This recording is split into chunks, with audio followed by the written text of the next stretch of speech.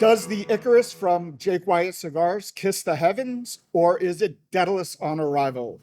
Well, to find this out, join me, Paul, with our regular crew of irregulars. We have Pulo, Ryan, and Jared. And today we are going to take a deep dive into the Jake Wyatt Icarus. Now, you might not know Jake Wyatt Cigars. They're a relatively new company. It is founded by a baseball player, and his family goes back 3 generations of baseball players. They are made in the Dominican Republic. This particular blend features a Mexican San Andres Maduro wrapper over a Dominican binder and long fillers from the Dominican Republic and the United States. Now, of particular note, this cigar features some Tennessee fire cured tobacco in the filler, as well as Pennsylvania broadleaf. It is available in boxes of 22 at Famous Smoke Shop. So we're going to begin with the high points of the Icarus. And Jared, why don't you give me your high point in the blend? Yeah, truth be told, when it came, I didn't know until Pulo told me like last week sometime. You're like, it's got that Kentucky Fire Cured, and I was like, oh God. Because I'm not a fan. Yeah, gotcha. Like earning the paycheck today, right? But I was really surprised because it's not an overpowering feature of the cigar's flavor, and I expected it to be. Mm-hmm. And I was taken aback because I had typecasted the cigar. I was like, this is how it's going to be, and I'm not going to like it.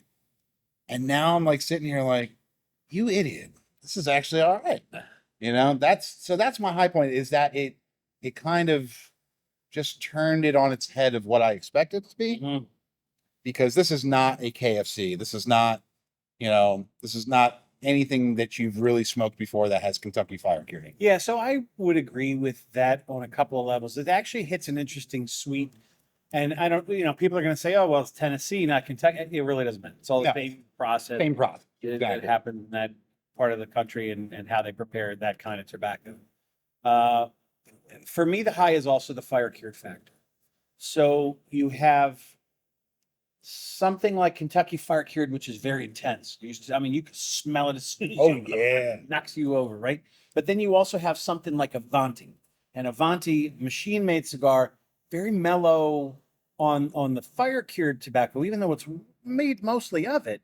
But the predominant thing you notice is the flavoring, whether it be the bourbon or the vanilla or something like that. Right. For Icarus, this holds hands right in the middle between something like Avanti or Perotti or any of those Toscano style cigars and something that's way on the opposite end of like Drew Estate. So exactly. and it's kind of like we talked earlier about this, it's like barbecue sauce, right? That it's a little bit sweeter, a little bit tangier, a little bit of smoke. Yeah. It's like an off-the-shelf barbecue kind of sensation as opposed to a really mesquite heavy type of sensation. I'm not getting that I'm not getting that charred flavor at all. It's not like and I'm not getting a lot of sweetness, but it's that subtler sweetness to it. I get what you're saying. I agree. What about you, Ryan? Right. And just to actually say something different and praise something else about the cigar, I was also impressed by the construction because during at least the first third of my smoke, I had no construction issues. The ash was one of the best I've gotten from a cigar recently, and I was really impressed by that. Yeah, burns high and tight. Good cigar. Yeah. And basically, to wrap this section up, I kind of thought along the same lines, right? This is a cigar that I started out wanting to hate, but the more I smoked, the more I liked it.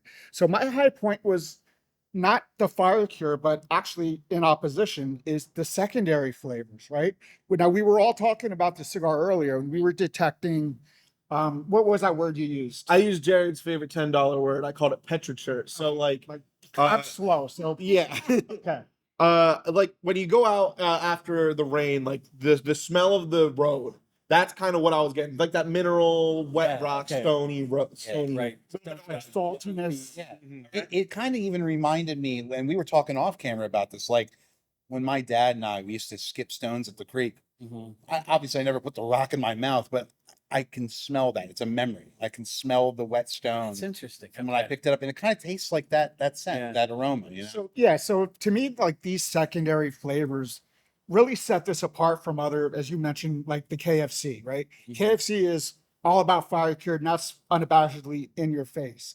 This is more subtle, should I say? And It's you know, dialed back. Yeah, for sure. yeah, definitely more of a subtle flavor. In contrast to the highs, Pulo, why don't you tell me what low point, if any, that you experienced? Well, I think your low is going to depend on who you are and what you like to smoke. Mhm. So here is a case where I think you really have to examine the profile as a whole. And we're going to say, I mean, it's not terribly smoky, like we've talked about, like that. It's not heavy on the fire cured end of things. It's tangy, sweet, good amount of body, has that earthy mineral side that you were talking about, and it just seems to have like a lot of that. So, and it's also, I find that as you were smoking more of it, it had a very tannic kind of experience, and by that I mean the oakiness comes out and it dries the taste buds. It dries it Yeah, out. oh yeah. So it's, if you like that in a cigar, get ready because you're gonna love it because there's a lot. Yeah. Yeah, If exactly. if that's not really your kind of cigar, not so great for you. But what this is the same kind of palate drying tannins like in red wine. It's less sweet. Yeah. Oakiness think of a fermentation barrel. Like a cab. Right?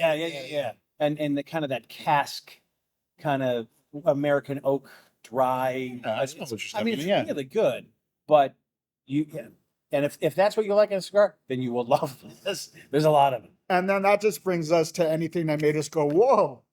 So I'll open it up. Who wants to speak first? All right. So, you want to go? Yeah, sure, I'll Go take ahead. it. No, I was looking when I was doing this, I was looking at all the other Jake Wyatt cigars, looking at their whole lineup, and I think I've come to the conclusion that this is almost a statement piece for their lineup, Okay. where this cigar is kind of just stamping their foot down and going, "Yeah, we're a boutique brand. We're willing to make the cigars we like, and we're willing to make them good." And I really think that this just kind of brings their lineup together and stands out on its own. That's kind of my woe for this cigar. Yeah, I see what you're saying because it's a niche. It's a niche genre for cigars to even have this type of tobacco in it. So they're really not they're not playing the odds here and saying, oh, most people are going to like this. It's it is a little ballsy, you know? Well, like it's a niche play, and it's Yeah, kinda, It's a niche within a niche, right? Right. I mean, So, for as much as we're talking about that fire cured, though, I think my woe is at the end, because we're getting towards the end of the cigar, and that's really when you start to notice it. And I'm going to go back to the barbecue sauce kind of reference. I don't want to overplay the significance of fire cured tobacco in this blend, but if you're having a big barbecue meal and you're eating ribs or something, by the time you're done, got it on your hands, your lips are starting to tingle, your mouth is kind of like all, I've got extra napkins for my beard because it's kind of, it's sticking to it. It's Yeah. sticking to you, right? And that's the way the cigar finishes. Yeah. That sweet sauciness kind of builds up. A lot of spice builds up towards the end. So this really finishes off with a bang. so all right, guys. Let's just give a quick final thought on the Jake Wyatt Icarus. All right. So final thought. I'm going to double down on 11 with it's a cigar for those who like their coffee black. I'm gonna die on that hill, but this is a cigar that it's the proof that you should never look at anything when you're smoking it at face value. This is, if you're trying to have an adventurous palate, this is kind of like the poster child of these are the type of rewards that you can get when you go outside of your sandbox. Ryan? Yeah, I really agree with that. I think this is the thing to try if you're looking to try fire cure. If you are looking for that world, if you're trying to taste that campfire taste, this is the one to start with to see if that's what you're looking for. All right. And Pulo? A cigar that builds towards a payoff, and the retro hail is really good. It is good. I'm going to wrap it up with saying, try it. It's at the bare minimum, at its baseline level. This is a good cigar. Depending on your individual palate, you might think it's a great cigar. All right, so that's going to wrap up our review of Jake Wyatt Icarus. If this cigar sounds good to you, remember you can pick it up at famous-smoke.com. And for the panel, we will see you on the next video.